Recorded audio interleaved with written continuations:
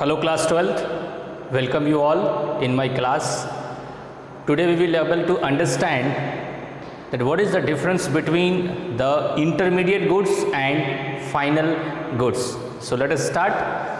I am going to tell you the very easy steps that will help you to understand the major differences between the intermediate goods and the final goods.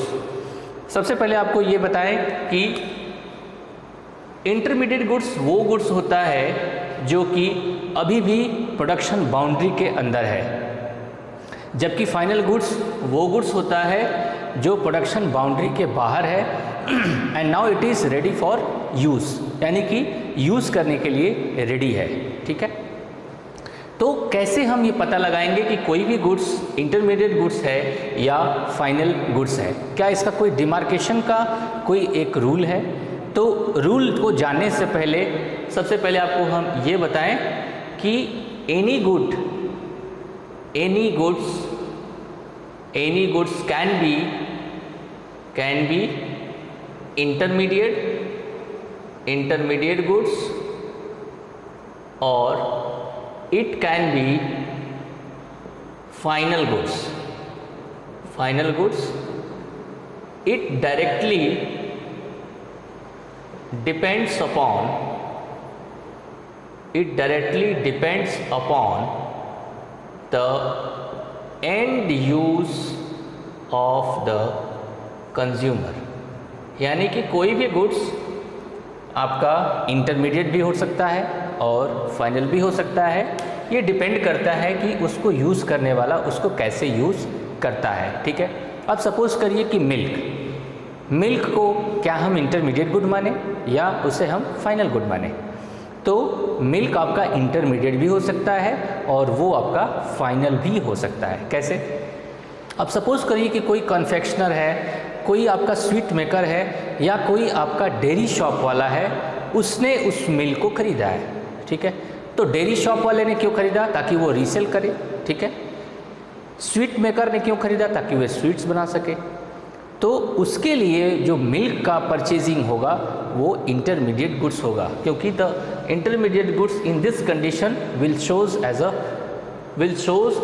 Production boundary and it will comes under the production boundary. ये हमेशा production boundary के अंदर आएगा, जबकि आपका जो final goods है वो प्रोडक्शन बाउंड्री के बाहर है। यानी उसी मिल्क को अगर किसी कंज्यूमर ने डायरेक्टली खरीद के खुद को यूज़ कर लिया तो वो आपका फाइनल गुड्स है।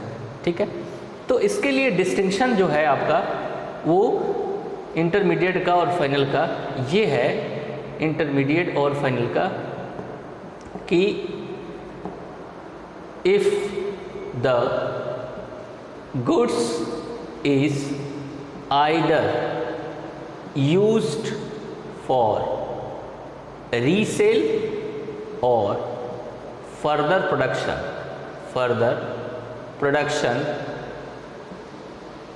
then it will be considered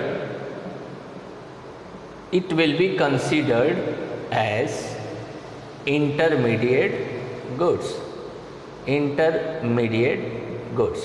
okay. और फाइनल में if the goods is used either for investment और सेल्फ कंजम्पशन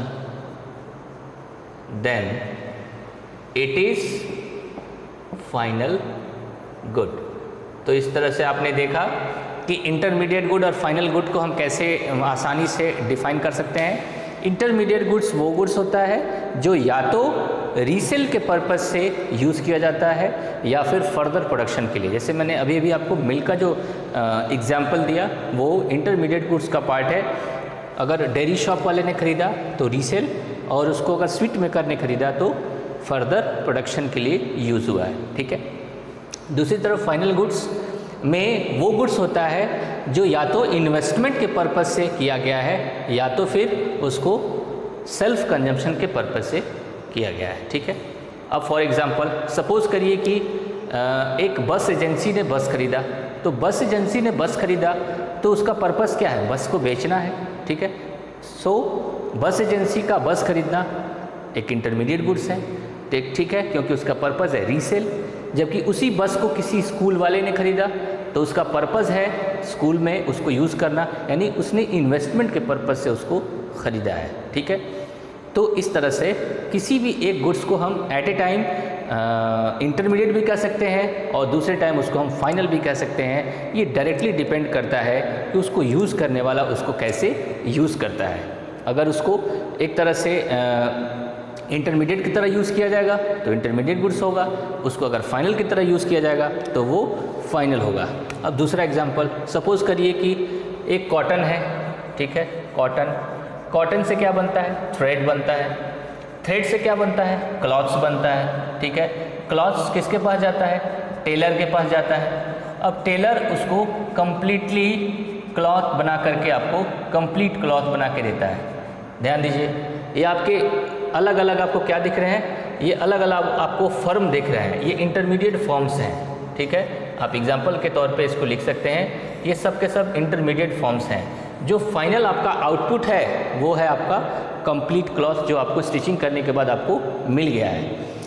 सबसे पहला रॉ मटेरियल था आपका कॉटन से बना थ्रेड यानी सेमी फिनिश्ड गुड्स, थ्रेड से बना क्लॉथ्स, ये भी सेमी फिनिश्ड गुड्स है, थ्रेड से बना टेलर के पास पहुंचा यानी वो भी अभी सेमी फिनिश्ड गुड्स है क्योंकि अभी वो रेडी नहीं है यूज़ करने के लिए। और लास्ट में जो शर्ट सिल करके टेलर के पास से आ गया है वो आपका फिनिश्ड गुड्स है, यानी कि उसको कंज्यूमर डायरेक्टली अब यूज़ कर सकता है। ये आपका गुड्स क्या है, फाइनल गुड्स है। और बाकी ये जो आपके गुड्स दिख रहे हैं ये सब के सब कैसे गुड्स हैं, ये सब के सब इंटरमीडिएट गुड्स हैं।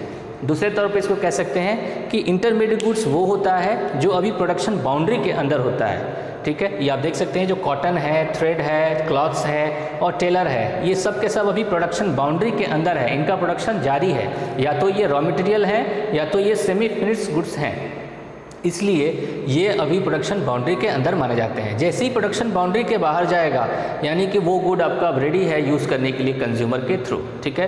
तो ये आपका जो कंप्लीट क्लॉथ सिल करके आ गया अब ये फाइनल गुड है। बाकी ये के सब आपके क्या है, इंटरमीडिएट गुड्स कहलाएंगे, ठीक है। तो मेरे ख्याल से आपने इसके डिफरेंशिएशन पार्ट को यानी कि कैसे डिफरेंस हम क्रिएट करें इन दोनों के बीच में, गुड्स इंटरमीडिएट गुड्स और फाइनल गुड्स के बीच में, ये मेरे ख्याल से आपने समझ लिया होगा बहुत अच्छे से, ठीक है। Thank you.